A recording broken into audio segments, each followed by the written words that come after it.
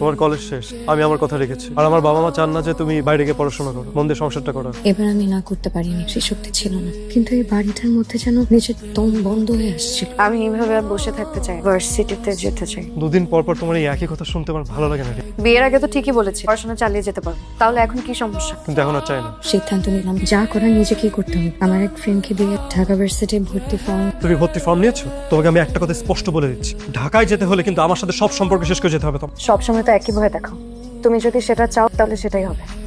এমনি তো ওই বাড়িতে আমার দম বন্ধ হয়ে আসে। কখনো খবর নাও কিভাবে থাকি সারাদিন? খাচ্ছ দাচ্ছ সুখে আছো, আর কি চাও? আমি পড়ালেখা করে কি উল্টা ফেল। তুমি তো চাও আমি তোমার থেকে বেশি পড়াশোনা না করি, ছোট করে রাখতে চাও আমাকে, তাই না? তুমি তো গায়ে হাত তুলতে বাধ্য করবে না আমাকে। কি করবা তুমি?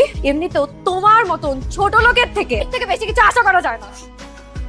সেদিনের পর এই বাড়ির প্রতি আর কোনো মায়া অবশিষ্ট ছিল না। পরদিন ঢাকায় আমার বান্ধবীর কাছে চলে আসে, ঢাকাতে ভর্তি হই। এর মাঝে সজল এক দুইবার বোঝাতে আসে, কিন্তু তাদের বাড়িতে আর যাওয়া হয়নি। এর কিছুদিন পর সজল দেশে বাইরে চলে যায়, আমাদের যোগাযোগ বন্ধ হয়ে যায়। 2 বছর পর সজল দেশে ফিরে এসে একটা ডিভোর্স লেটার পাঠায়। সেদিন বাড়িতে আসতে আসতে অনেক রাত হয়ে যায়। আমিও বক্সটা খোলার কথা ভুলে যাই। এভাবে 15টা দিন পার হয়ে যায়। হঠাৎ একদিন চিরকুটটা দেখে বক্সটার কথা মনে পড়ে। সারা জীবন তোমার উপর আমি অনেক মানসিক অত্যাচার করেছি, রাগের মাথায় চড়ও মেরেছি। ক্ষমা করে দিও আমাকে। আমি এমন একটা কাজ করেছি যেটার জন্য হয়তো তুমি কোনোই ক্ষমা করতে পারবে না। আমাদের বিয়ের দিন অর্ণবের একটা চিঠি আসে, যেটি আমি তোমাকে দিইনি। বক্সের ভেতর চিঠিটা আছে।